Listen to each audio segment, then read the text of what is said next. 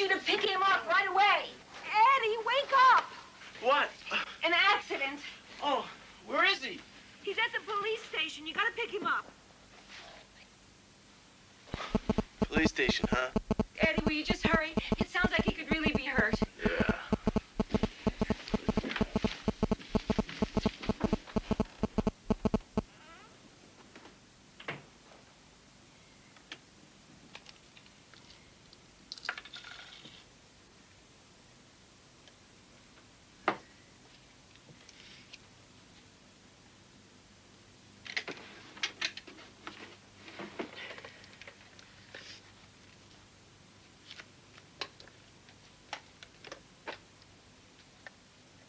Eddie, get going.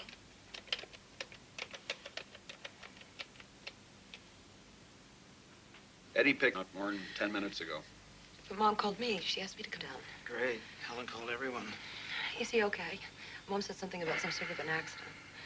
A couple of bruises, that's all. Of course, he plowed through a hedge and into a parked car. Breathalyzer at .20. Spontaneous combustion. You just keep him, Fred. I mean, let him wake up in the drunk tank. Listen, I would have a long time ago, but knowing the chief, they're like this, you know. Yeah. Thank you, Fred. Good night, John.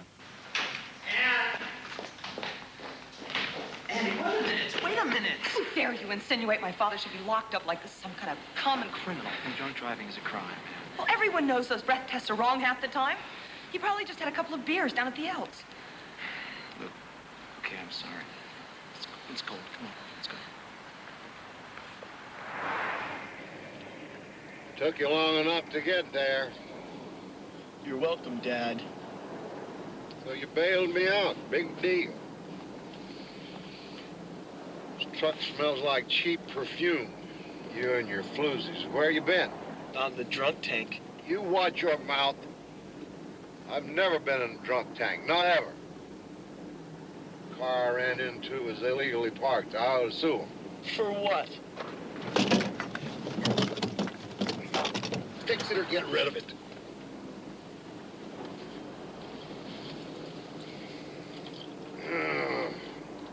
Sweeney's just closed.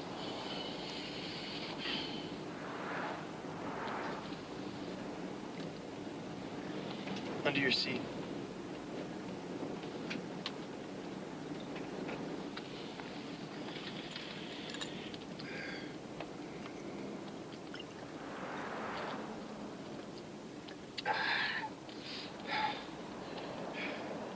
Move it, Playboy. Move it. All right, now you're thinking, okay, so his dad had a drinking problem, right? Well, that's not entirely true. The man had absolutely no problem drinking whatsoever. He had a stopping problem, is really the thing was. The drinking part he had pretty much mastered. You would, too, if you practiced 8 or 9 hours every day.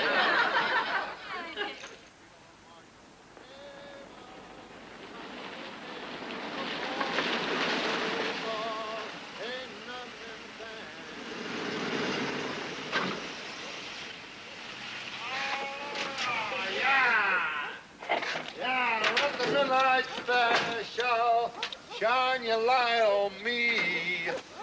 Oh, that's a midnight. Yeah, but I'm like, hey, what's wrong?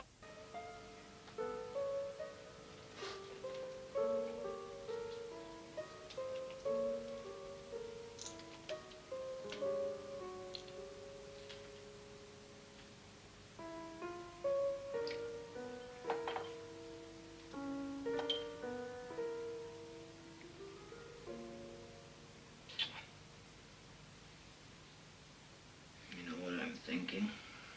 Oh, my. I just found a couple of brochures from Ski Valley in my pocket. A fireplace in each room. It would have been nice. It would have been great. You sure you can't go? Honey, I'm just as disappointed as you are. But the out-of-town brass are coming in for the Christmas party. What can I do?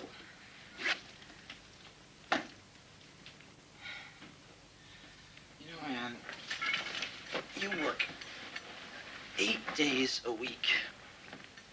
Don't you think you can get this raise without politicking? It's not politicking. And what is it? It's my job. If you wanted a housewife, you should have married a housewife.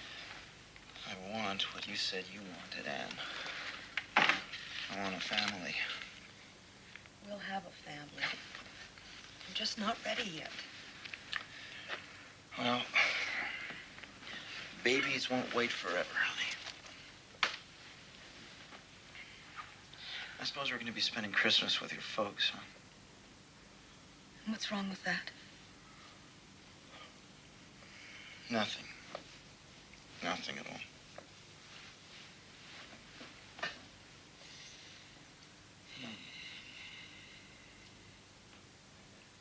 Are you guys married? All right, then you know what I'm talking about. You know how to cool off an amorous girlfriend?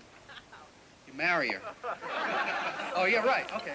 Sure, the women hiss, but the guys know it's true. You know when a woman says I do, it's an incomplete sentence, right? I mean, you know the full sentence is actually I do, but not very often.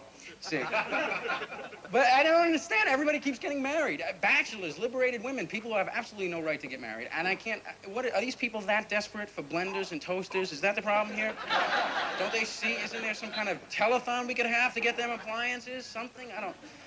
See, for me, the statistics are just so frightening. They really are. If you stop and think about marriage, 1 out of every 2 marriages ends in divorce, right? But that's not the frightening thing. The frightening thing is that 1 out of every 2 doesn't end in divorce. See, that's the scary part. That means that 50% of you have no way out whatsoever. You're stuck. That's it. 50% of you are going to spend the rest of your lives with an absolute stranger because one night when you were 24, you didn't want to go to a movie alone. That should take some of the soreness out. Now, nice, clean pajama top. Hi, Daddy. Hi, Pumpkin. Hi, Mama. Hi. You know what this reminds me of? When the kids were little and you were still playing softball, Yeah. you would come home with every muscle just aching. Yeah. Boy. You know, the Elks haven't won a championship since I quit. What a team we used to be. Scrappers, all of us. I'd rub you all over with liniment. Yeah. And I'd make the kids be quiet while you took a nap. Yeah. Oh, the chances you used to take. Sliding into base, face first. I couldn't look. You know what? You worry about me too much. Oh, and when haven't you liked it? Yeah. What's that, Angel Face?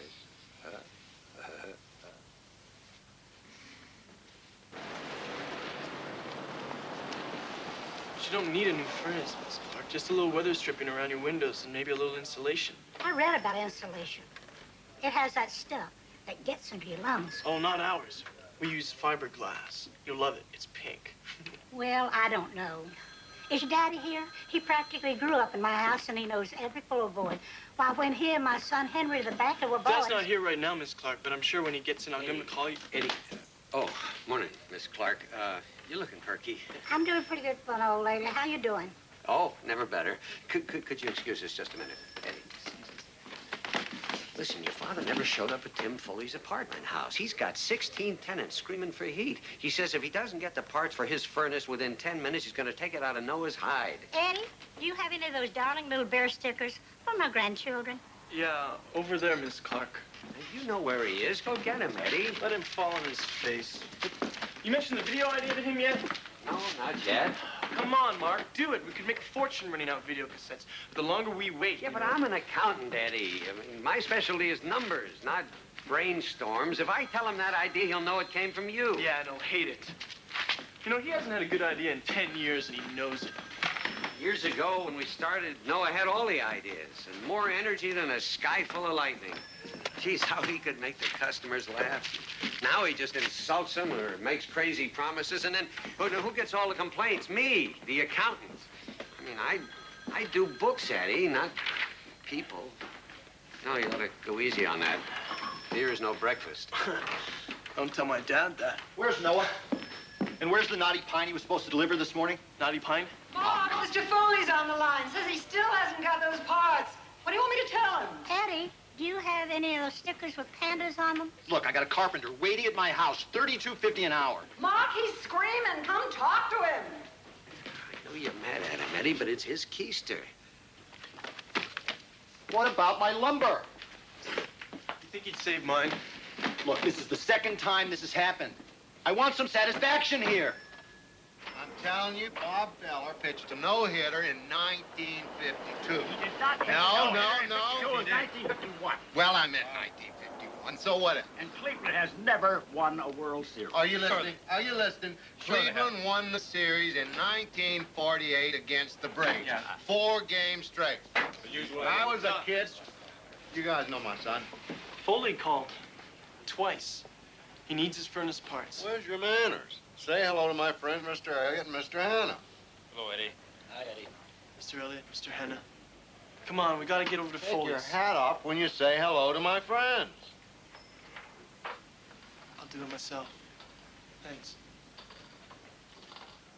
His mother spoils him rotten.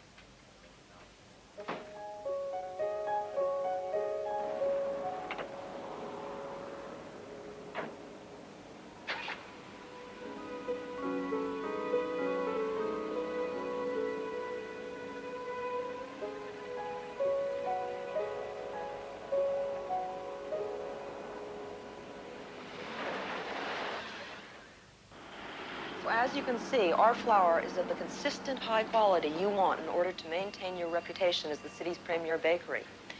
And our ability to deliver on time and in the quantities required is absolutely guaranteed. If at any time you wish to increase your order, either temporarily or permanently, or require a rush order, we're here to make sure you get what you need. Thank you, Ann. Well, gentlemen and ladies, if there are no further questions, I think we can conclude the meeting. Thank you all for coming. Fred, I'll see you out to your car.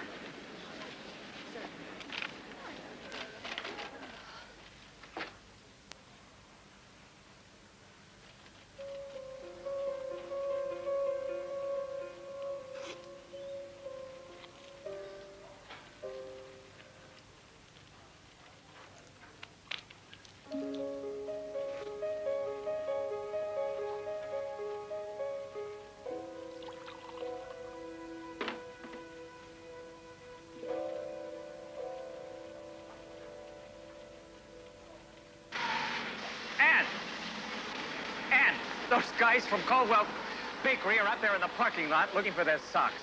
That's because you knocked them off with your presentation. I didn't get my price, Gary. Price?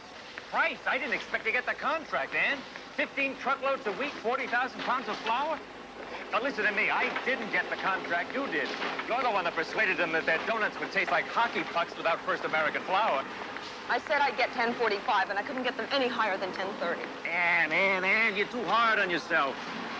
But you're a bit... Okay, we're almost out of time. I'll see you all tonight, 7 o'clock. I am very proud of all of you.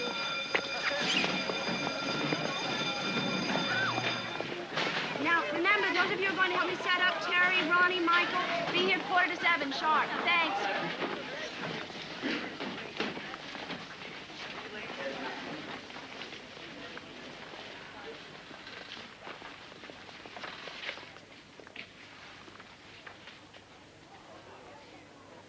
Best yet.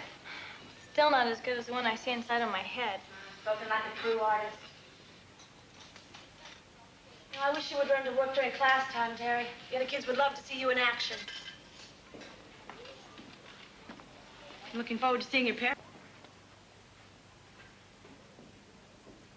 But it was embarrassing, you know. I was so embarrassed for the whole neighborhood to see what was going on, so I used to collect the empty bottles at the end of each week. I did, and I would take them down to the Goodwill, where they would, like, wire them and make lamps or something. And then one day, I had the week's empties down. I was down at the Goodwill there, backing in the trucks. And I got to thinking that there are so many kids who are studying now with light, thanks to my dad. And I think they'll never know. They'll never know. They'll be studying. They'll become doctors and lawyers someday.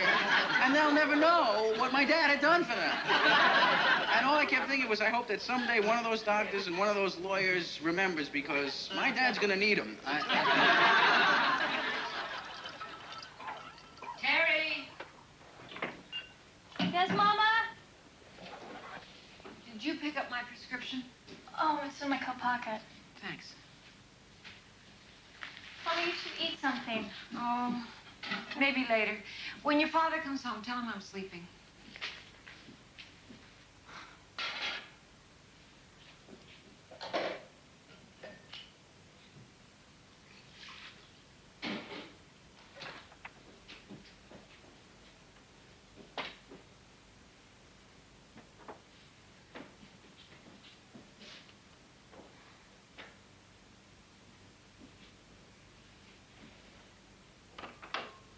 Daddy, is that you? Eddie, you home? Your brother home? No. A good thing for him. Hi, Daddy. Hi, Pumpkin. Well, Eddie's done it again. It's late getting to Foley, so naturally Foley chews me up one side and down the other. Well, there's only so much a man can take. When Eddie comes home tonight, I'm gonna fire him. Yeah. We'll see then who'll give him a job. What's for supper? Pork chops. Your mother at her best never could fix pork chops as good as you. Where is she? She's sleeping. Are your parents and I still start at 7? Thought I forgot, didn't you?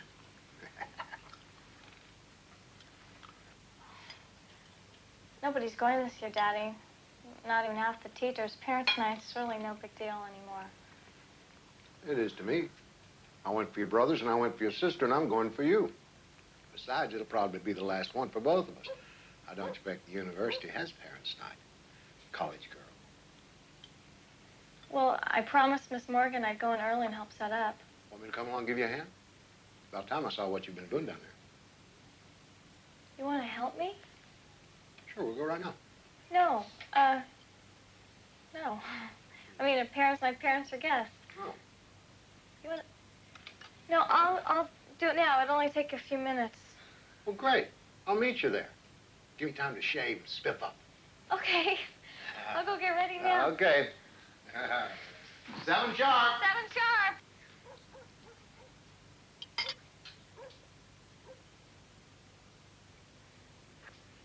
I did the lamp, actually, Dad. The lamp.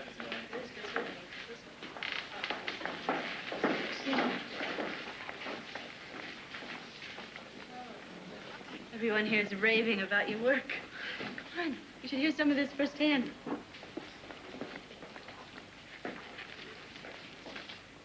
This one's a prize. Is this yours? Yeah. Yeah. Hi, I'm Rick Stead. Terry Talbot, hi. Oh, get out of here. Kid in the hall tried to direct me to the auditorium. You beat that? I went to school here. Hi, Pumpkin. Hi, Daddy. Told you I'd get here. Pleasure to see you, Mr. Talbot. Mutual. Is that Terry's dad? Last Yeah, I guess so. You won't have the Talbots to kick around anymore.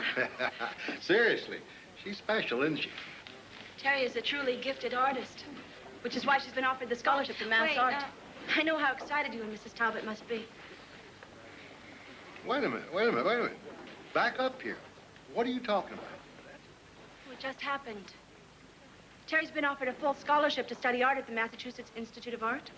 She's extraordinarily talented, but then you already know that. Well, if you're talking about drawing, she's always done that. Used to scribble all over my ledgers. Well, Mass Art thinks the world of her scribbles and her sculpture. Well, a scholarship is great, but art? How would she make a living? A number of people here tonight have asked if Terry sells her work. Then a degree in art would give her many options. She could even teach. Teach? Terry's too bright to drag along on a teacher's salary. Daddy. Terry's already enrolled at State U. She'll study accounting. She'll go in business with me as my partner. I That's would have fine, done the Mr. Talbot, same but thing don't you for her think brothers, but one's a dummy, one took off. She's made up her mind, so don't go stuffing any dumb ideas Mr. in her Talbot. head. Come on, Terry.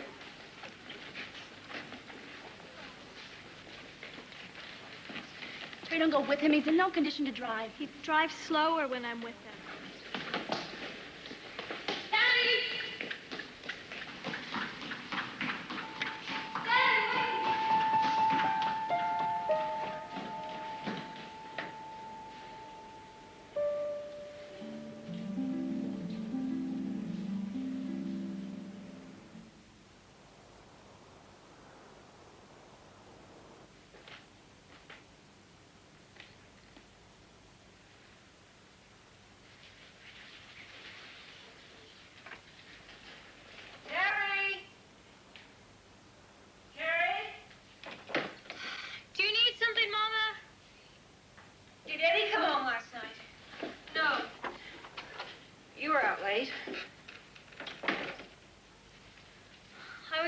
school.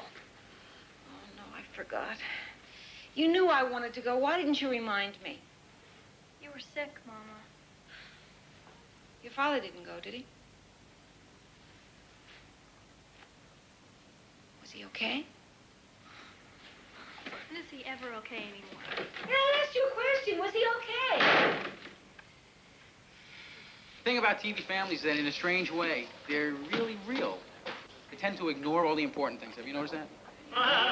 It's true. The father will come home, he'll say, "Hi, honey," and the wife will go, "Oh, sweetheart, the boss is coming home from dinner and I burned the roast. And Junior was arrested after school today for climbing a water tower with a high-powered rifle and picking off school children." And he goes, "Gosh, honey, that's terrible. Where are we going to get a roast on such short notice?"